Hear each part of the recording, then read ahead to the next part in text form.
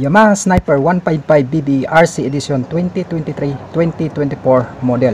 Pas na ito sa bansang Vietnam.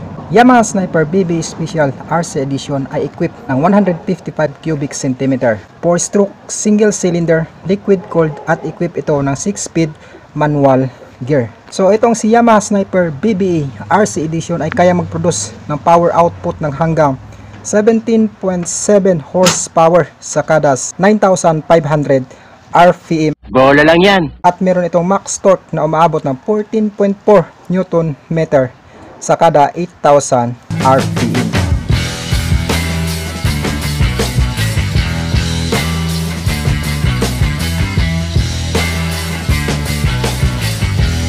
Yamaha Sniper 155 PBA Special RC Edition ay may sharp lines, aerodynamic bearings at may aggressive stand.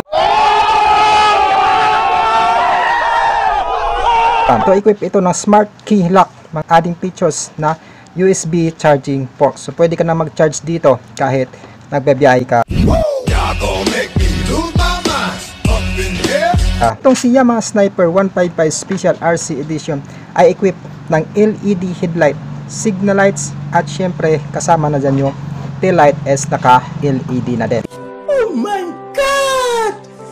Wow! Din ito ng telescopic fork sa harap na suspension at monoshock swing arm sa likod. Equipped na din ito ng ABS.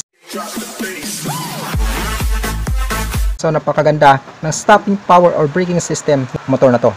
Itong si Yamaha Sniper 155 Special RC Edition ay equipped na ng tubeless tires, front tires at saka rear tires. At hoping tayo na mailabas din dito sa Pilipinas at sigurado yung pagkaabalahan ito ng mga talong lalo na yung mga Yamaha Sniper 155 BBE users. So para sa akin mga idol, masasabi ko lang sa Yamaha Sniper 155 BBE Special RC Edition ay mas lalo talagang pina-improve ni Yamaha ang Sniper 155 BBE nila. Mula sa power output, torque, kasama dyan yung looks, yung decals at maging sa mga adding features niya na hindi mo makikita sa previous na Sniper 155. So kayo mga idol, anong sabi niyo sa bagong motor na ito?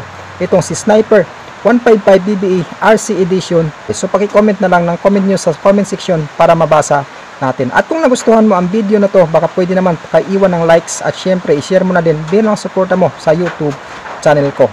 At paki-support na rin ako mga idol, palike at follow na din sa FB page ko mga Ludicay. So this is Bukidnon Vlog TV, ride safe at ingat palagi.